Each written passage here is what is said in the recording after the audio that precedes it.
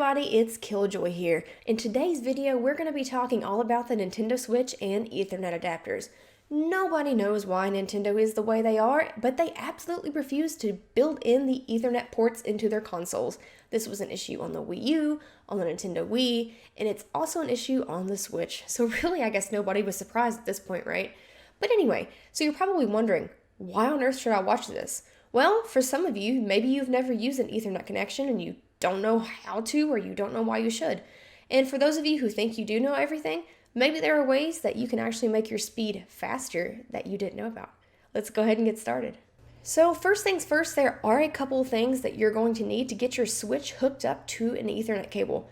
First, you need an Ethernet cable. Now I have a purple one here. There's no, real reason for that other than the fact that yesterday I noticed all my other cables were black. So I got purple just so it would be easier to tell what was what behind my desk. This is just a little short 4-foot Ethernet cable. Depending on where you want to put this in your house, you're going to need either a long one, maybe a shorter one. But yeah, basically just get an Ethernet cable. Nothing much more to it than that. The second thing you're going to need is a LAN adapter. Like I said earlier, for some unknown reason, Nintendo does not build these ports into their consoles, so instead they're going to charge you $29.99 to buy an adapter to make it happen.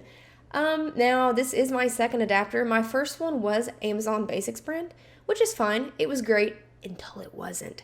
So yesterday I actually noticed that my adapter was dead, which is why I've ordered this new one. This is the official Nintendo HORI one. It is a USB 3 type connection, and you're probably wondering, well, why do I care about that? Well, there are two different types of USB, so there's USB 2 and USB 3. Basically, to put it simply, USB 3 allows more internet juice to go through your cable and into your system. You want more internet juice, right? So get something that's USB 3. Just trust me on that. But yeah, the official HORI one is USB 3, so it should work fine with that. Something else that's nice about this one is it actually has a really long cable. So one thing that I hated about my old Amazon Basics one is that the cable portion was actually really short. So the flap on the back of my Switch dock, I could never shut it. I had to leave it open and it looked kind of tacky.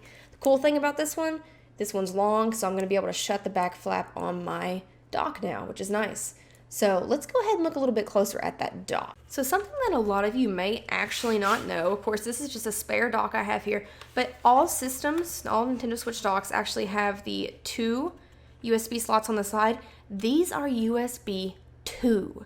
Now remember earlier when I said that USB 3 lets more internet juice comes into your system? Right. So if we have a USB 3 adapter, but we plug it into one of these on the side, guess what? We're actually slowing down the connection. So what we're going to want to do is pop open this back, and we're actually going to want to use the USB slot that's right here. So you see the one that has the little blue tip in it? This USB slot is USB 3. So using your Ethernet adapter with the USB port in the back of your system is actually going to give you a better, faster, more stable connection, which is definitely what we want, right? Okay, so you've bought your Ethernet cable, you've bought your little HORI adapter. What are you going to do next? Well, first things first, you're going to want to take your Ethernet and plug it to the back of your router. That's right, your router, not your modem. If you do it the other way around, it will not work. So go ahead and plug one end of your Ethernet cable into the back of your router, plug in your HORI adapter to your Switch, and boom, we're going to get to this screen, right? So as you can see right now, I actually haven't connected the adapter with the Ethernet cable. So right now, I actually only have a Wi-Fi connection, right? So if I go to internet settings, is that I'm connected to just Wi-Fi, right? So Dagobah system. If I go to wired connection, it's not going to find anything because there is no wired connection. So let's go ahead, and I'm going to go ahead and plug in my Ethernet. Okay, so the Ethernet is in. First things first, in the top right corner next to the time, instead of the little Wi-Fi signal, you're going to see that I now have that wire signal. That's a pretty good sign that things are connected.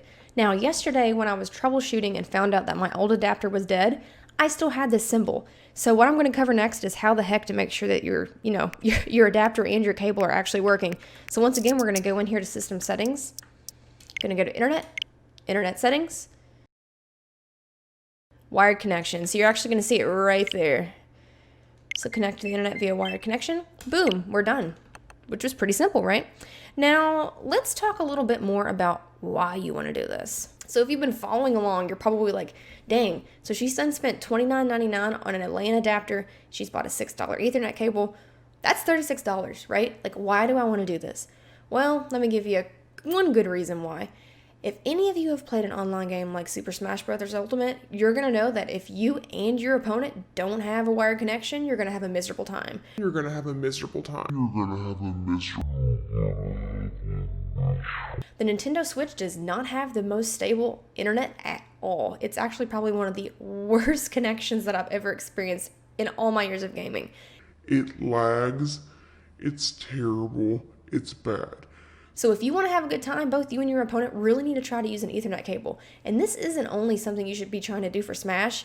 Really, stability is great for any online game. So anything really, like Mario Kart, even if you're playing like on a PlayStation, right? Like I was playing Fall Guys, it's better just to have a wired connection to ensure that your speed stays stable and everyone has a better time. But let me give you a second reason in case that's not a good enough reason for you.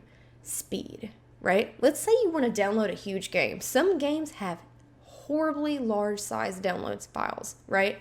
So if you're going to go ahead and plug your system into something that has an Ethernet adapter, let me just show you.